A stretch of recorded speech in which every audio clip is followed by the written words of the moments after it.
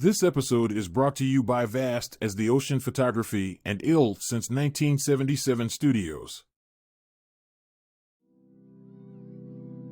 From the dawn of time, man found creative ways to communicate. Whether it was smoke signals, messenger pigeon, or Pony Express, messages had to be delivered. Early forms of communication that existed were not very secure and highly unreliable, to say the least. Fast forward to the early 90s. The basic pager, or beeper. Every cool kid in high school had one of these, except me. My first communication device was the Motorola Sky Pager. I could receive regular pages, or you could call an 800 number, speak to a live operator, and they would relay me the text message. The Sky Pager was kind of ahead of its time, but it was pretty much useless without a pocket full of quarters, and one of these. The year 1996 rolled around and every baller and shot caller had the wood-grain-plated Primeco phone. That wasn't my speed, so I ended up going the WorldCom MCI route, the AudioVox MCI 3300. See, in the late 90s, the game was more about the flex than it was about the specs. A miniature web browser along with T9 texting was all I needed. In 1998, I jumped shipped for a Nokia 5110 with the interchangeable faces. I swear I had every color case. It also was one of the first phones to have the original Snake game pre-installed. Unlike modern mobile devices, you could drop these without cracking a front or back glass. Around this time, Nextel was making waves. They had a feature called Direct Connect, which turned your phone into a walkie-talkie. I fell in love with the Motorola i85. Its sleek design was rugged and still offered a professional appearance. As much as I loved my i85, I got word that Nextel would be offering a smart device called the i95. The i95 CL offered a true smartphone experience accompanied by a color display. This was the first phone I've ever owned that offered an email fetch or retrieve option. A few years later, Nextel merged with god-awful Sprint, so once again, I freed myself to try out a new piece of amazing tech. The Pocket PC enters the chat. Before tablets were a thing, the Pocket PC covered all corners. It offered a touchscreen experience, as well as a full and concealable QWERTY keyboard and stylus compatibility. Its performance did not disappoint.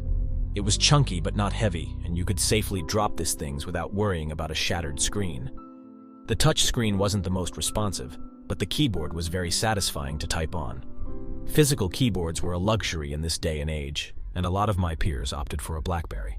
BlackBerry was owned by RIM, Research in Motion, and was highly accoladed for its top-tier security and BlackBerry-shaped keyboard.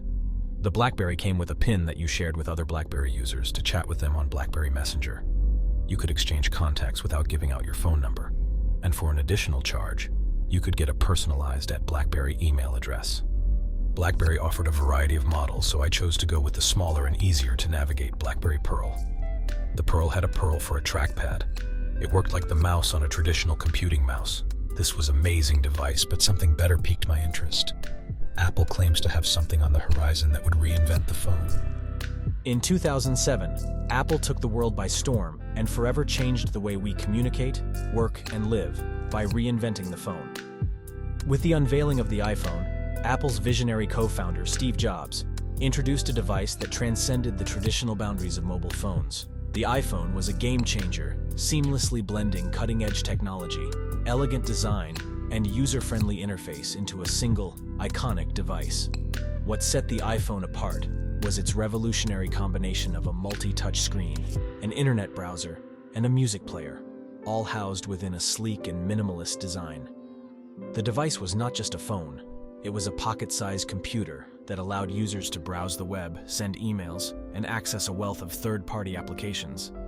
Its interface was intuitive, with pinch-to-zoom, swiping, and scrolling gestures that made navigating the digital world incredibly intuitive. Apple's ability to reinvent the phone in 2007 reshaped the landscape of the tech industry, influencing competitors to follow suit and sparking a revolution in mobile technology. The iPhone's impact extended far beyond its initial release, shaping the way we live, work, and interact with the world in the 21st century.